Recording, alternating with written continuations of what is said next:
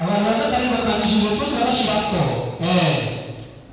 mu mashengero akarere Matiyasi ngaha. Tubashimire bakiriho.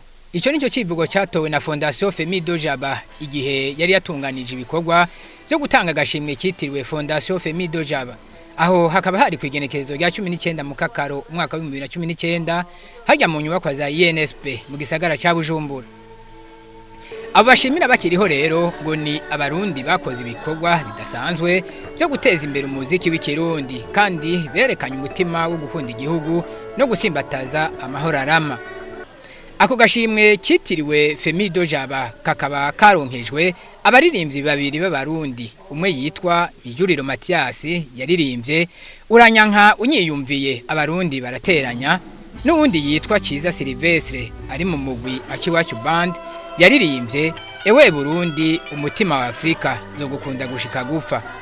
Umwe wese akaba yaronkejwe amafaranga 500 vy'amarundi n'urupapuro rw'iteka.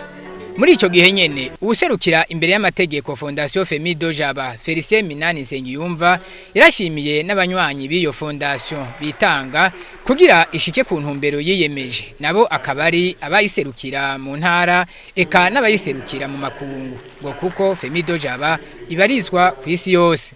Bakaba baronkejwe impapuro z'iteka, igitabo kirimo ibikorwa vya Femido Jaba n'isaha yanditseko Femido Jaba.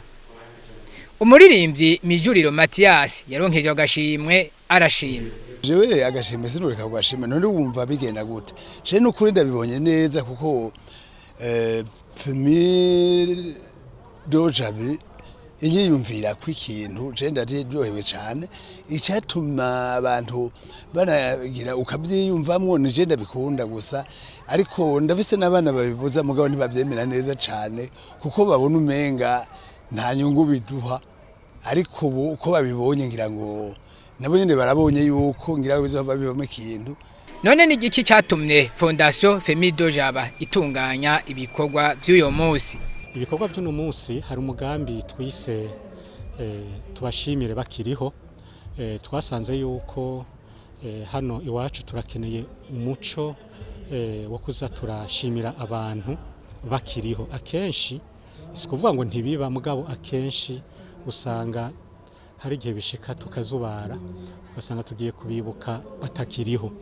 Rero twe twasanze hari abantu bagiye barakora ibikorwa vyiza vyinshi na cyane cyane mu baririmbyi mugabo ugasanga baratakaje ubuzima ariko atakintu tubagiriye bakiriho tukaza kwikebuka batakiriho.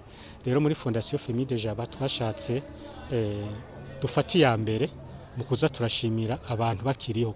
Ivyo birori bikaba byari vyitabwe n'imigwi y'abaririmbyi kavukire, abanywanyi ba Fondation Femido Jaba baje bava mu ntara zigize igihugu cyacu eka n'abaserukira iyo fondation mu bihugu vya Djibouti, Ghana, Swede n'ahandi.